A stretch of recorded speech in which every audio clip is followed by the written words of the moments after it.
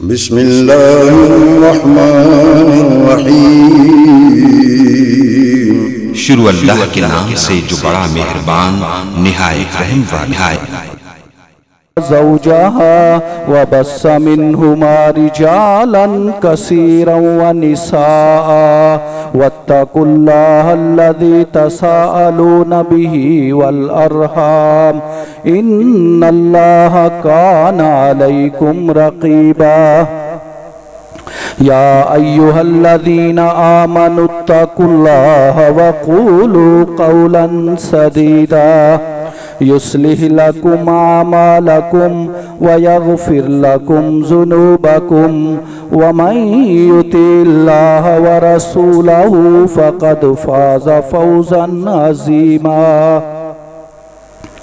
अम्मा बाद फ़इन्न खैरल हदीस किताबुल्लाह व खैरल हदी हदी मुहम्मदिन सल्लल्लाहु अलैहि वसल्लम व शर्रल उमूरि मुहदसातुहा व कुल्ल मुहदसातिन बिदअह व कुल्ल बिदअतिन ज़लाला व कुल्ल ज़लालतिन फिन्नार। फ़अऊज़ु बिल्लाहि मिनश शैतानिर्रजीम। बिस्मिल्लाहिर्रहमानिर्रहीम। व मिनन्नासि मन यश्री नफ्सहु इब्तिग़ाअ मर्ज़ातिल्लाह वल्लाहु रऊफ़ुम बिल इबाद।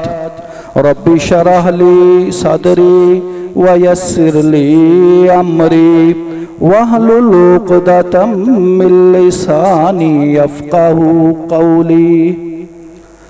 मोहतरम भाइयों, बुजुर्गों, दोस्तों, मुअज़्ज़िज़ात, माओं, बहनों और बेटियों, मज़लूम मुसलमानों की सहाबा इकराम रिज़वानुल्लाह अलैहिम अजमाइन की दास्तान हक में बयान कर रहा हूँ। जो उन गुलामों ने कुर्बानियाँ दी, जो उन्होंने खून पेश किया, जो अनमट मिसालें उन्होंने रकम कर दी, वो क़यामत तक कायम रहेंगी, दायम रहेंगी।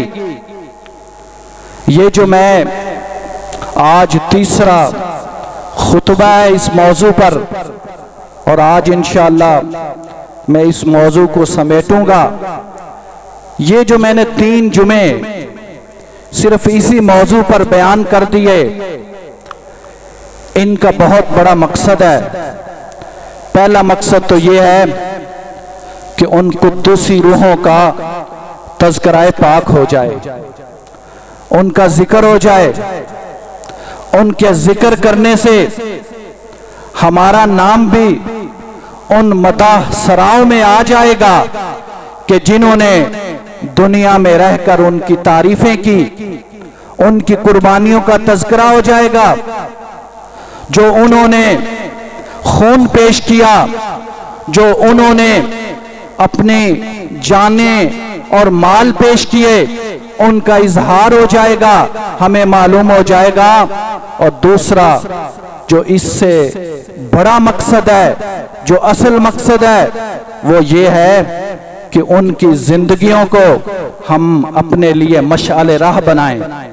वो हमारे लिए मीनारे नूर हैं, वो हमारे लिए रोशनियां हैं। वो हमें एक सिम्मत देकर गए हैं, एक रास्ता हमारे लिए छोड़ कर गए हैं, हमें बता कर गए हैं। अगर इस दुनिया में जिंदा रहना चाहते हो तो इस तरह जिंदा रहो।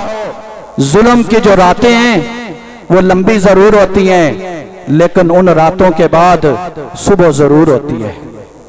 जुल्म की रात जितनी भी लंबी हो जाए, जुल्म की रात जितनी भी काली हो जाए, जुल्म की रात जितने भी जुल्म अपने अंदर समेट ले, उस रात के बाद रोशनी ने आना होता है, सूरज ने निकलना होता है, दिन ने चढ़ना होता है।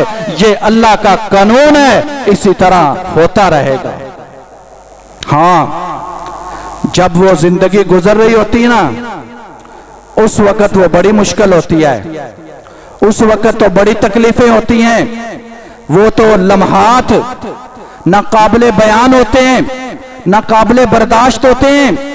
लेकिन एक वक्त अल्लाह ताला सुखी घड़ी भी लेके आता है, अल्लाह ताला आसानियां भी पैदा कर देता है। इन्नमा अल उसरी युसरन, हर तंगी के साथ आसानी है, तंगी के बाद आसानी नहीं है, तंगी के साथ आसानी है। वो सहाबाई कराम तो इन जुल्मतों में भी मजा उठाया करते थे। हजरत ज़ैद बिन हारिसा रजी अल्लाह ताला अन्हु गुलाम होकर मक्का पहुंचे ना, फिर नबी करीम सल्लल्लाहु अलैहि वसल्लम के पास पहुंच गए। सबसे पहले गुलाम जिन्होंने इस्लाम कबूल किया, अल्लाह ने कुरान में नाम लिख दिया, फलम्मा क़ज़ा ज़ैदुम मिन्हा। हजरत सुहेब रजी अल्लाह ताला अन्हु रोम से बिकते हुए मक्का पहुंचे, मेहनत की, कारोबार किया। जब नबी मदीना चले गए, कहा अब मैंने मक्के रह के क्या करना है, मैं भी मदीने जाऊंगा। जाने नहीं दे रहे थे, सब कुछ दे दिया, जानो माल की परवाह नहीं की, जो कमाया उनके सपुर्द कर दिया। रब ने कहा व मिनन नासि मन यशरी नफ्सहु इब्तिगा मरज़ातिल्लाह वल्लाहु रऊफुम बिल इबाद।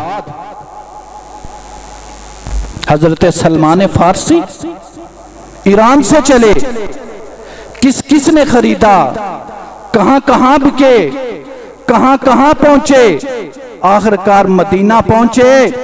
गुलामी की हालत में नबी सल्लल्लाहु अलैहि वसल्लम को देखा, इस्लाम कबूल किया।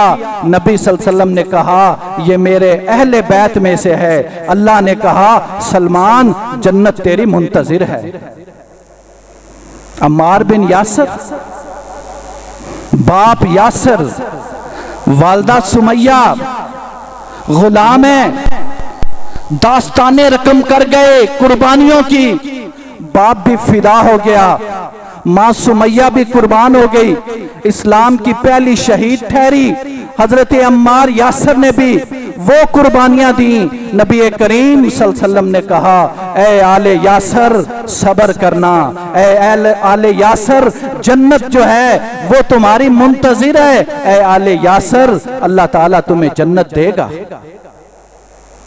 हजरत बिलाल मुअज्जिन रसूल उमैया बिन खल्फ जालिम आका, क्या क्या जुल्म उसने नहीं ढाए, लेकिन जिस दिन हजरत बिलाल आजाद हुए, जिस दिन नबी करीम सल्लल्लाहु अलैहि वसल्लम ने अपने सीने के साथ बिलाल को लगाया और अपने साथ बिठाया, मैं यकीन से कहता हूं बिलाल को सारी कुर्बानियां भूल गई होंगी।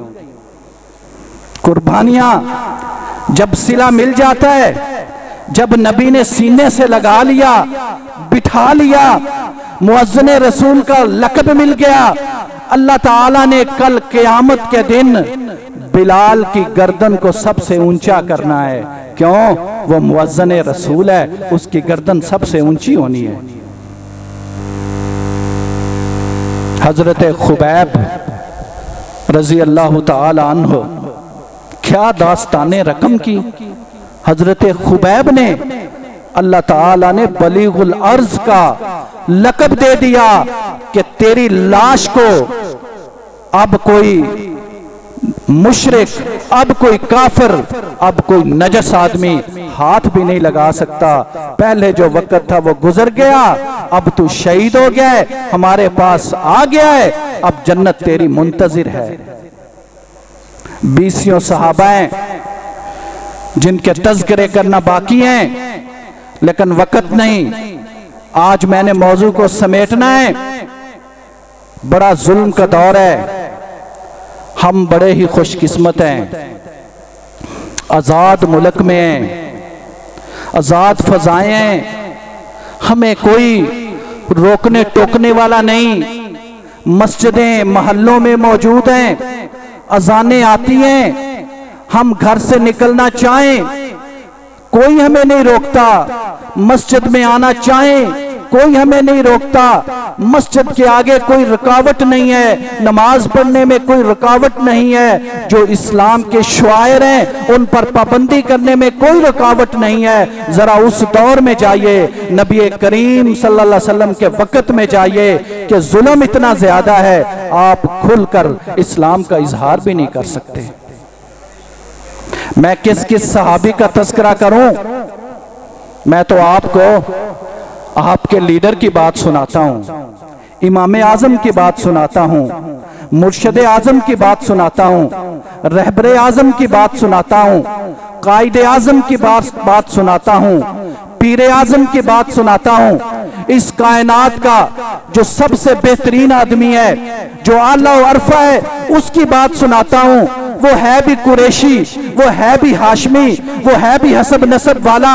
ये तो मैंने आपको बातें गुलामों की सुनाई ना, कोई फारस से आया, कोई रोम से आया, कोई हबशा से आया, कोई कहां से आया। मैं तुम्हें मक्का में पैदा होने वाले मोहम्मद रसूलुल्लाह सल्लल्लाहु अलैहि वसल्लम की बात सुनाता हूं। उन पर कितना जुल्म ढाया गया, और जुल्म बाहर से आने वालों ने नहीं ढाया, जुल्म दूसरे कबाइल वालों ने नहीं ढाया, जुल्म किसी और ने नहीं ढाया, जुल्म सगा चच्चा ढा रहा है।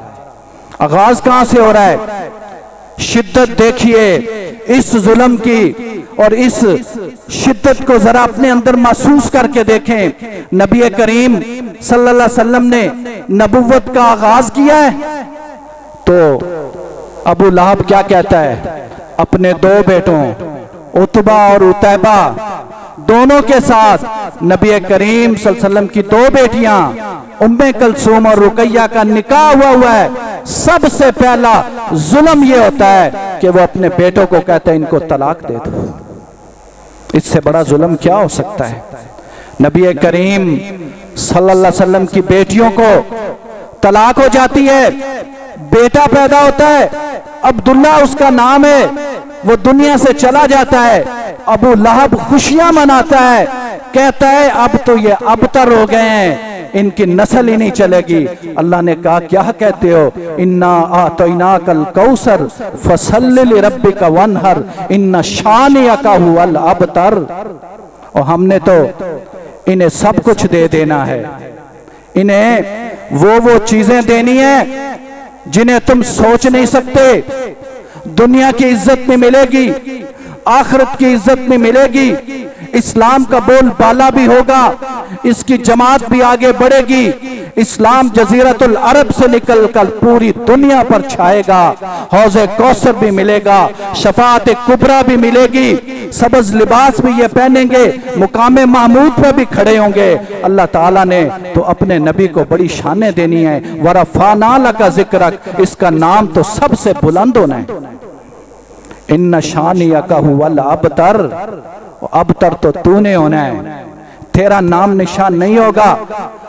कैसे नाम निशान मिटा अबू लहब का? उतबा जो बेटा था वो मुसलमान हो गया, उतैबा जो बेटा था उसको शेर खा गया, और अबू लहब को ऐसी ताउन की बीमारी लगी, उसी में मर गया, अकेला पड़ा रहता था।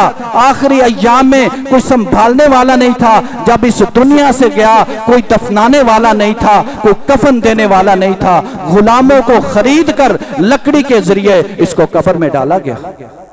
इन्ना शानिअका हुवल अबतर, अबतर तो तूने होना है। अबू लहब नबी करीम सल्लल्लाहु अलैहि वसल्लम जब हज के मौके पर दावत देते थे ना, लोगों को बताते थे मैं अल्लाह का सच्चा नबी हूं, अल्लाह एक है, ये जो बुत तुमने खाना काबा में रखे हुए हैं ये माबूद नहीं है, जो तुम हज करने आए हो, तवाफ करने कर रहे हो, एक अल्लाह के लिए तवाफ करो, सफा व मरवा की सही कर रहे हो, एक अल्लाह के लिए करो। तो पीछे से चच्चा भी फॉलो कर रहा होता था, आपके पीछे आ रहा होता था, आवाजें लगा रहा होता था। क्या कह रहा होता था? कहता था ये झूठ बोलते हैं। लोग पूछते, मक्का वाले को तो पता था, जो बाहर से आए हैं हज करने, वो पूछते ये आगे वाला कौन है और ये पीछे वाला कौन है। बताया जाता आगे वाला भतीजा है, पीछे वाला चचा है। और उसकी बीवी उम्मे जमील, उसने भी जुल्म की इंतहा की। नबी सल्लल्लाहु अलैहि वसल्लम के रास्ते में कांटे बिछाए, आपके दरवाजे पर रुकावटें खड़ी कर देती थी। अल्लाह ने कुरान में कहा, तब्बत यदा अबी लहब व तब मा अगना अन्हु मालुहु व मा कसब सयस्ला नारन ज़ात लहब व इम्राअतुहु हम्मालतल हतब फी जीदिहा हब्लुम मिन मसद।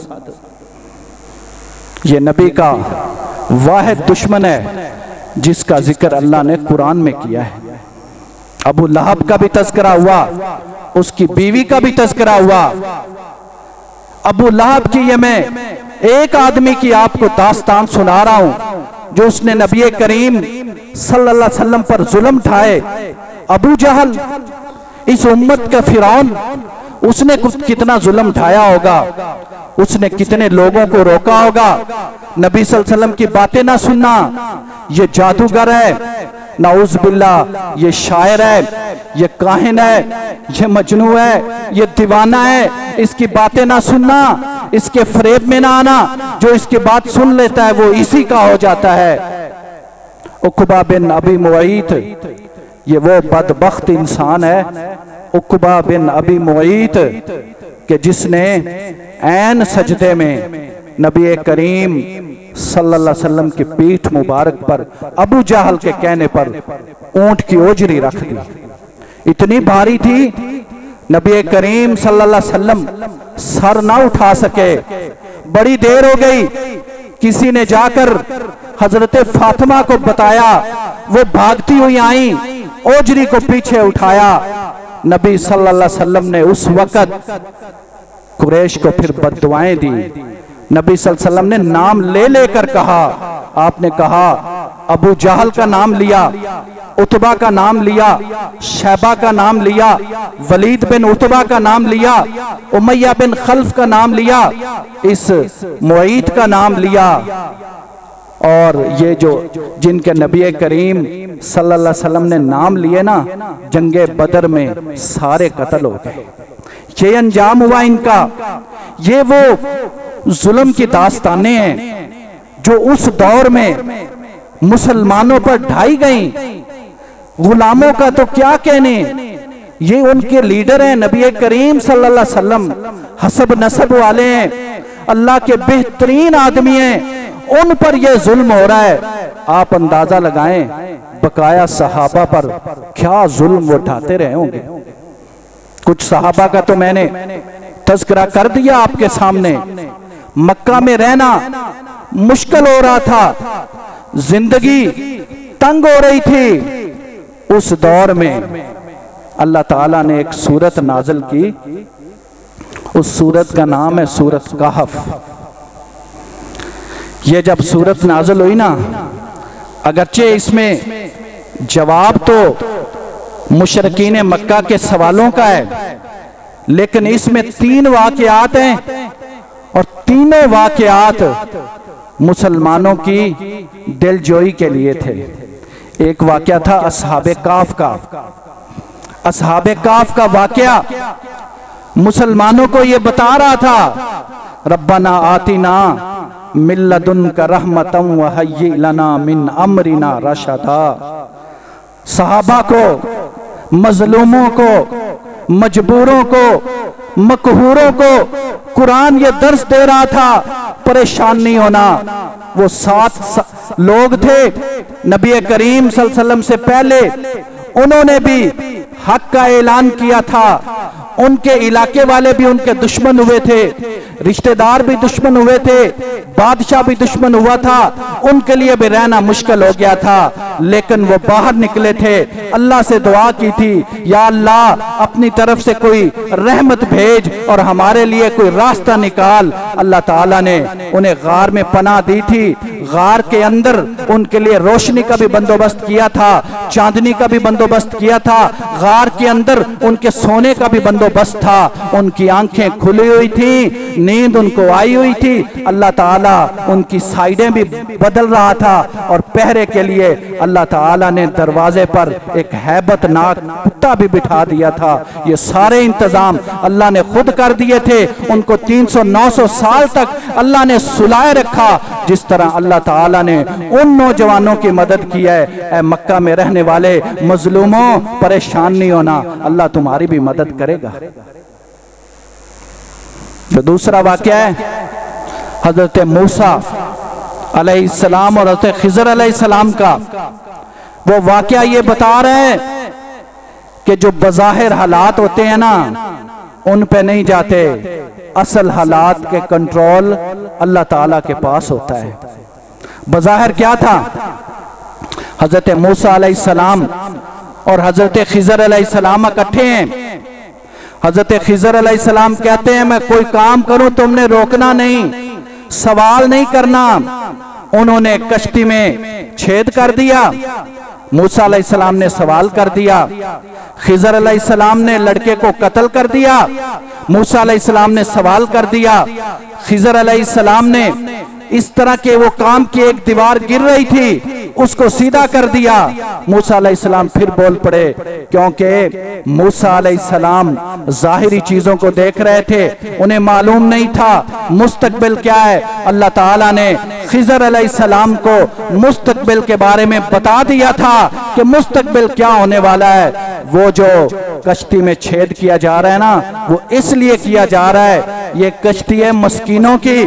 आगे जब किनारे पे कश्ती जाती है, बादशाह कश्तियों को छीन रहा है, जब इसमें छेद हो जाएगा, ये ऐबदार हो जाएगी, बादशाह इसको छोड़ देगा। और वो जो लड़का कत्ल किया है ना, वो आगे चलकर नाफरमान होना है, उसके वालिदैन साले हैं, वो वालिदैन के लिए बदनामी का बायस बनेगा, इसलिए उसको कत्ल कर दिया।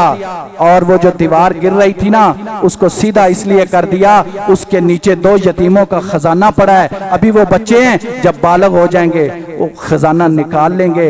इसलिए मूसा अलैहिस्सलाम जाहिरी बातों पे जा रहे थे, खिज़र अलैहिस्सलाम अल्लाह ताला की दी हुई तालीमात पर जा रहे थे। ये वाकया सूरत कहफ नाज़िल हुई उन अय्याम में मुसलमानों को बताने के लिए, जाहिरी चीजों पे नहीं जाना। अल्लाह ताला ने तुम्हारे लिए बड़ी चीजें रखी हुई हैं। तीसरा वाकया जुल्करनैन बादशाह का, वो मुसलमानों को ये सबक दे रहा था, ये अज़म दे रहा था कि ये जो जमीन है ना, ये सारी अल्लाह की है और अल्लाह ताला ने इस जमीन का वारिस अपने साले बंदों को बनाना है। ये जमीन काफिरों के लिए नहीं है, ये जमीन मुसलमानों के लिए है। और अल्लाह ताला ने आखिरकार ये जमीन अपने साले बंदों को देनी है। ये मक्का की जो जमीन है, ये अल्लाह ताला की है और अल्लाह ताला ने देनी मुसलमानों को है। इसलिए परेशान नहीं होना। हुवल्लज़ी अरसल रसूलहू बिल हुदा व दीनिल हक़्क़ि लियुज़हिरहू अलद्दीन कुल्लि वलौ करिहल काफिरून। अल्लाह ताला ने अपने रसूल को सच्चा भेजा है, हिदायत देकर भेजा है, दीन हक देकर भेजा है और इस दीन ने सारे अदियान पर गालिब आना है। काफिरों को ये बात पसंद नहीं लगती, इसलिए जुल्करनैन का ये जो वाकया है, ये मुसलमानों को अज़म दे रहा था कि ये जो तारीकी के दिन है ना, ये जो मजलूमियत के दिन है ना, ये जो जुल्म वाले दिन है, ये थोड़े हैं, ये खत्म होने वाले हैं। आखिरकार आपको फतह नसीब होने वाली है। फिर सूरत जुमर नाज़िल हुई। सूरत जुमर में अल्लाह ताला ने उन सहाबा को इजाजत दी। उसमें अल्लाह ताला ने कहा कि रब की जमीन जो है वो बड़ी वसी है, मक्का को छोड़ो। आप अंदाजा लगाएं, इतना जुल्म था, इतना जबर था कि मक्का की जो फजाएं हैं, मक्का की जो गलियां हैं, मक्का के जो मकान हैं, वो मुसलमानों के लिए तंग हो गए हैं, वहां रहना मुश्किल हो गया है। मक्का के एक कोने पर एक जालिम जुल्म कर रहा है, मक्का के दूसरे कोने पर दूसरा जालिम जुल्म कर रहा है, मक्का के तीसरे कोने पर सुबह के वक्त जुल्म हो रहा है, मक्का के चौथे कोने पर दोपहर के वक्त जुल्म हो रहा है, मक्का की किसी गली में शाम के वक्त जुल्म हो रहा है, मक्का के किसी घर में रात के वक्त जुल्म हो रहा है। जुल्म की दास्तानें हैं जो रकम हो रही हैं। अल्लाह ताला ने मुसलमानों को कहा हिजरत कर जाओ, हमारी जमीन तो वसी है। हिजरत हबशा हुई, 16 लोग गए, 12 मर्द हैं, 4 औरतें हैं। और इस हिजरत हबशा में नबी करीम सल्लल्लाहु अलैहि वसल्लम के दामाद भी गए हैं। हजरत उस्मान बिन अफ़्फ़ान रजी अल्लाह तआला अन्हु अपनी बीवी हजरत रुकैया के साथ गए हैं। ये वो पहला जोड़ा है, हजरत इब्राहीम अलैहिस्सलाम और हजरत लूत अलैहिस्सलाम के बाद ये पहला जोड़ा है जिसने अल्लाह के राह में हिजरत की है। ये नज्जाशी के पास गए हैं, हबशा का मुल्क है, नज्जाशी बादशाह है, बादशाह बड़ा अच्छा है। ये वहां पे पहुंचे हैं, 16 लोग हैं, मक्का वालों ने पीछा किया लेकिन ये निकल गए। फिर दूसरी हिजरत हबशा होती है, उसमें 100 से ज्यादा लोग जाते हैं हिजरत करके। ये मक्का वाले वहां भी पीछा नहीं छोड़ते, मक्का में तो जुल्म कर ही रहे थे। मक्का से जब ये मजलूम निकल गए हैं फिर भी पीछा नहीं छोड़े, हबशा चले गए हैं। 2 अपने सफीर भेजे, वो तोहफे लेकर गए हैं, पादरियों के लिए भी तोहफे लिए हैं, बादशाह के लिए भी तोहफे लिए हैं। पहले पादरियों को मिले हैं, उन्हें कहते हैं कुछ नौजवान हैं बेदीन हो गए, अपना दीन छोड़ दिया है, तुम्हारे मुल्क में आ गए हैं, हमने सुबह बादशाह से बात करनी है। पहले उन्हें तोहफे दे चुके हैं, पादरियों को तोहफे तहाइफ उनके हवाले कर चुके हैं, उन्हें अपना हमनवा और हम आवाज बनाने वाले हैं। कहते हैं आपने हमारा साथ देना है, बादशाह को कहना है इन नौजवानों को हमारे हवाले किया जाए। ये अपना दीन छोड़ चुके हैं, अपने आबाओ अजदाद को छोड़ के आ गए हैं, इनके आबाओ अजदाद ने, रिश्तेदारों ने हमें भेजा है, उन्हें वापस लेकर आओ। हम वापस लेने आए हैं, आपने हमारा साथ देना है। अगले दिन बादशाह के दरबार में जाते हैं, बादशाह नज्जाशी है, बाद में मुसलमान हो जाता है। नबी करीम सल्लल्लाहु अलैहि वसल्लम ने इसके गायबाना नमाज जनाजा भी पढ़ी है। अजीम बादशाह है, उसके दरबार में गए हैं, पहले उसको तोहफे दिए, फिर उसे बात सुनाई है। कहते हैं ये ना हमारे दीन को मानते हैं ना तुम्हारे दीन को मानते हैं। वो ईसाइयत पे था, ना हमारे दीन को मानते हैं ना तुम्हारे दीन को मानते हैं, नया दीन बना लिया है। ये सारे नौजवान हैं, अंधे हो चुके हैं, आबाओ अजदाद इनके परेशान हैं, इसलिए उन्होंने हमें भेजा है, आप इनको वापस करें। वो जो पादरी थे जो तोहफे ले चुके थे उन्होंने भी कहा हाँ बादशाह बात तो ये सही कर रहे हैं, लेकिन नज्जाशी ने कहा जब तक मजलूमों की बात नहीं सुनूंगा कैसे वापस भेज दूं। कहा बुलाया जाए, बुलाया गया। उनका लीडर है जाफर बिन अबू तालिब, नबी करीम सल्लल्लाहु अलैहि वसल्लम का चचाजाद भाई है, हजरत अली का भाई है, हजरत जाफर तैयार वो उनके लीडर हैं। वो सारे बादशाह के दरबार में आते हैं और फैसला क्या करते हैं, बात सच की करनी है, बात हक की करनी है। मक्का में हक की बात कर रहे थे, सच की बात कर रहे थे, आज बादशाह के दरबार में भी हक और सच की बात करनी है। बादशाह ने उनसे पूछा तुमने अपना असल दीन छोड़ दिया है और वो भी छोड़ के ईसाइयत को भी छोड़ दिया है, ये तुमने कौन सा दीन नया इख्तियार कर लिया है। हजरत जाफर तैयार फरमाते हैं ऐ बादशाह हम बड़ा जुल्म कर रहे थे, हम हराम खा रहे थे, हम जो है जुल्म किए जा रहे थे, औरतों की कोई तकदीस नहीं थी, हम बुराइयों में मुब्तला थे, हम 60 बुतों की 360 बुतों की पूजा कर रहे थे, एक अल्लाह को नहीं मान रहे थे, शिरक था, जुल्म था, गुनाह था, झूठ था, उस दौर में एक आदमी आया, उसका नाम हजरत मोहम्मद है सल्लल्लाहु अलैहि वसल्लम। उसका नस्ब आला है, उसकी जात आला है, उसकी बात आला है। उसने हमें कहा कि झूठ बोलना छोड़ दो, सच बोला करो, अमानत इख्तियार करो, खयानत ना किया करो, औरतों के बारे में शफाफ हो जाओ, दयानतदारी से रहो, एक अल्लाह को मानो, शिरक ना करो। हमने उसकी बात को मान लिया, उसका दीन इख्तियार कर लिया जो वो लेके आया। ये हमारे पीछे पड़ गए, हमारे ऊपर जुल्म किया। जब जुल्म हद से बढ़ गया, हमें पता चला एक अच्छा बादशाह इस दुनिया में मौजूद है, हबशा में मौजूद है। हमारे नबी ने हमें हुक्म दिया, वहां चले जाओ, हम तुम्हारे पास आ गए। ये है सारा माजरा। वो कहता है कि जो तालीमात तुम्हारे ऊपर उतरी हैं, तुम्हारे नबी पर, वो तो जरा सुनाओ। हजरत जाफर तैयार इसी उम्मीद में थे कि मुझसे कोई बात पूछे, मैं रब का कुरान सुनाऊं। हाय, कुरान तो अबू जहल भी सुनता था, कुरान तो अबू जहल के दिल को भी मोम करता था। जालिम था, जालिम माना नहीं, वगरना उसके दिल पर भी कुरान असर करता था। हजरत जाफर तैयार सूरह मरियम की तिलावत कर रहे हैं और नज्जाशी रोए जा रहा है। सिर्फ नज्जाशी नहीं रो रहा, सारे पादरी भी रो रहे हैं। और नज्जाशी क्या कहता है, ये कलाम और हजरत ईसा अलैहिस्सलाम पर उतरने वाला कलाम, ये तो एक ही जगह से निकले हैं, इनके जो ओरिजिन है वो एक है। और उसने कहा मैंने नहीं देना। ये वो मुसलमानों की दास्तानें हैं, लंबी दास्तानें हैं। मैं मौजू को समेटना चाहता हूं, मैं कैदियों की बात करना चाहता हूं। पिछले जो जुमा था वो मैंने कैद से खत्म किया था कि हजरत खुबैब रजी अल्लाह ताला अन्हु को कैद किया गया, कैद से उनको आजादी कैसी मिली। आज भी मैंने आपको दो कैदी सुनाने हैं, दो कैदियों के वाकयात हैं और वहीं से बात को खत्म करना है। एक कैदी का नाम है हजरत अबू जंदल रजी अल्लाह ताला अन्हु। ये वो कैदी है, जब नबी करीम सल्लल्लाहु अलैहि वसल्लम गए ना उम्रा करने, 6 साल हो गए।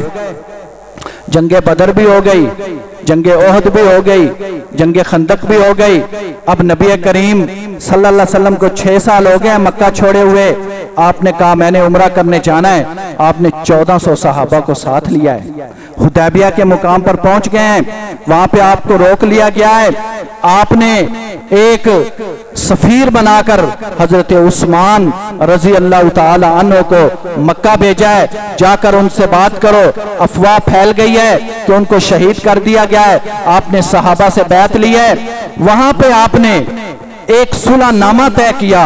उस सुलहनामा को लिखने वाला जो मक्का का एलची था ना, उसका नाम था सुहेल। उसका बेटा है अबू जंदल। अबू जंदल मुसलमान हो चुका है, मक्का में मौजूद है। सुहेल ने उसको अपनी कैद में रखा हुआ है, बेड़ियां लगाई हुई हैं, हथकड़ियां पहनाई हुई हैं। घर के अंदर वो सब जेल है, घर के अंदर वो मौजूद है। अब सुहेल इधर आ गया है सुलहनामा करने। अबू जंदल को मौका मिल जाता है, वो बेड़ियां तोड़कर खून में लथपथ है, बेड़ियों खून के निशानात हैं उसके जिस्म पर। वो तोड़ता हुआ हुदैबिया के मुकाम पर पहुंचता है, मुसलमानों से कहता है मुझे बचाओ, मैं आ गया हूं, मैं मुसलमान हो गया हूं। सुहेल क्या कहता है, शर्त यह तय हुई है जो मक्का से मुसलमान होगा उसको वापस किया जाएगा, और जो मदीना से मुर्ताद होकर मक्का जाएगा उसको वापस नहीं किया जाएगा। बज़ाहिर ये दो अपोजिट शिक्के हैं। सहाबा भी हैरान थे, हजरत उमर भी हैरान थे, अल्लाह के नबी ने ये शिक्के क्यों कबूल की। अभी सुलहनामा लिखा जा चुका है, साइन नहीं हुए हैं कि अबू जंदल आ गया है। सुहेल कहता है मेरे बेटे को वापस किया जाए। सहाबा कहते हैं अभी साइन हुए नहीं, सुलह तो अभी हुई नहीं, लिहाजा ये मुसलमान हो चुका है, हमारे पास आ चुके, हम इसको वापस नहीं करेंगे। सुहेल कहता है वापस करो। सुहेल ने अपने बेटे के मुंह पे थप्पड़ रसीद किया। उस वक्त जो सहाबा के जज्बात थे वो तो शायद उसको कत्ल कर देते। नबी करीम सल्लल्लाहु अलैहि वसल्लम ने रोका। नबी करीम सल्लल्लाहु अलैहि वसल्लम ने सुहेल को कहा, सुहेल मेरे लिए इसको छोड़ दो, एक आदमी की बात कर रहा हूं, मेरे लिए इसको छोड़ दो। सुहेल कहता मैंने नहीं छोड़ना।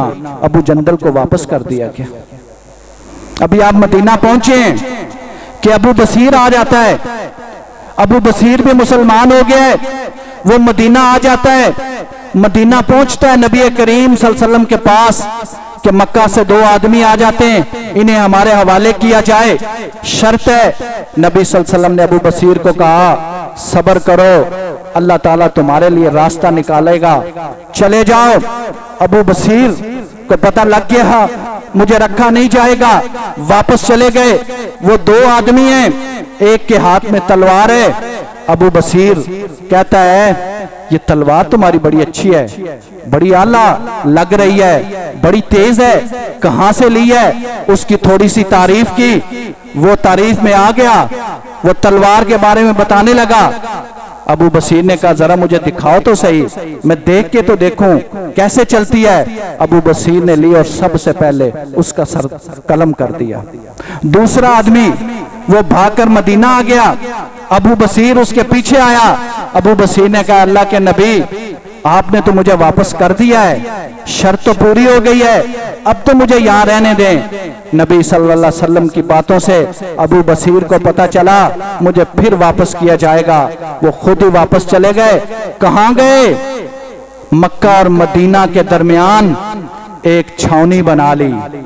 अब छावनी जब बन गई ना, उसका लीडर है अबू बसीर, सबसे पहले आकर अबू जंदल मिलता है। अब जो भी मक्का से मुसलमान होता है वो इस छावनी में आ जाता है। ये एक नई छावनी बन गई है, वो इस छावनी में आ जाता है। मुसलमानों की तादाद बढ़ रही है, मक्का में इस्लाम फैल रहा है, वहां से लोग मुसलमान हो रहे हैं और अबू बसीर और अबू जंदल की बनाई हुई छावनी में आ रहे हैं। हत्ता के काफिरों को खुद ही कहना पड़ा कि हम इस शर्त को कैंसिल करते हैं। तो मेरे मोहतरम भाइयों, ये मैंने आपके सामने एक नक्शा खींचा है उस दौर का कि उस दौर में कितना जुल्म हुआ है मुसलमानों पर, क्या क्या जुल्म की दास्तानें रकम हुई हैं, लेकिन उन्हें भी पता था। और आज मैं आपको भी ये बता रहा हूं कि जुल्म की जो रात होती है ना, वो लंबी जरूर होती है, वो अंधेरी जरूर होती है, लेकिन उसने खत्म होना होता है, दिन ने आना होता है, सूरज ने निकलना होता है, रोशनी आनी होती है। इसलिए आज हमारे पास तो रोशनी मौजूद है, हमारे पास तो कोई अंधेरा नहीं। अल्लाह ताला ने हमें आजाद फजाओं में रखा हुआ है। इस वक्त की कदर कीजिए और अपने इस्लाम पर अमल कीजिए। और ये जो सहाबा की दास्तानें मैंने आपके सामने रखी हैं, इनका मकसद ये है कि जिस तरह उन्होंने जिंदगी गुजारी है, हमें भी इस तरह जिंदगी गुजारनी चाहिए। व आखिर दावाना अनिल हम्दुलिल्लाहि रब्बिल आलमीन।